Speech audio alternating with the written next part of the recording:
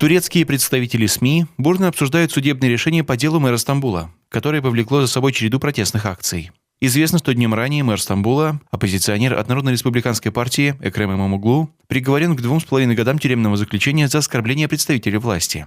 Дело против Имамоглу основывается на словах, которые он произнес в одном из своих выступлений. Политик назвал дураками чиновников, отменивших результаты выборов главы Стамбула, состоявшихся в марте 2019 года. На них оппозиционер с незначительным перевесом опередил кандидата от президентской партии «Справедливости и развития». Но из-за нарушений в голосовании выборы в Стамбуле пришлось проводить дважды. Во второй раз победителем вновь оказался кемалист Имамоглу. Правящая партия подала в суд на мэра за оскорбление государственных должностных лиц. После череды судебных разбирательств суд принял решение о тюремном заключении. Мэр Стамбула посчитал приговор несерьезным и заявил, что он является попыткой не допустить его к президентским выборам. Хотя это не совсем соответствует действительности. Приговор не вступает в силу до окончательного вердикта, который будет вынесен лишь после обжалования. Кроме этого, до рассмотрения апелляции Имамоглу останется на своем посту.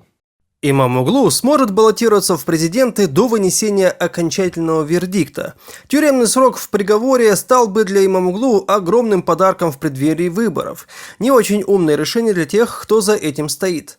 Позже сторонники мэра вышли на митинг, на котором лидер другой оппозиционной партии İYİ Parti Meral Akşener выступила с речью. Некоторое время назад здесь выступал стамбульский мэр Эрдоган, которого приговорили к тюрьме за чтение стихотворения. Он позвал вас сюда и сказал: «На этом песня не закончилась.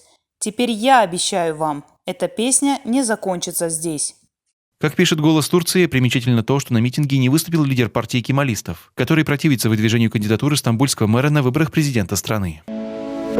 Ведущий популярной программы «Тигры разума» журналист Анвар Тушаков приглашает на свой авторский тренинг «Секреты ораторского искусства в Москве».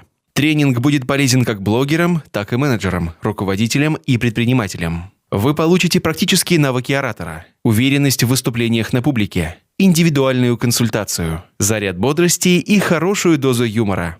Обязательно приходи на встречу с популярным ведущим. Тренинг Анвара Тушакова «Секреты ораторского искусства» состоится 22 декабря в 19:00 в центре Москвы. Подробности на сайте.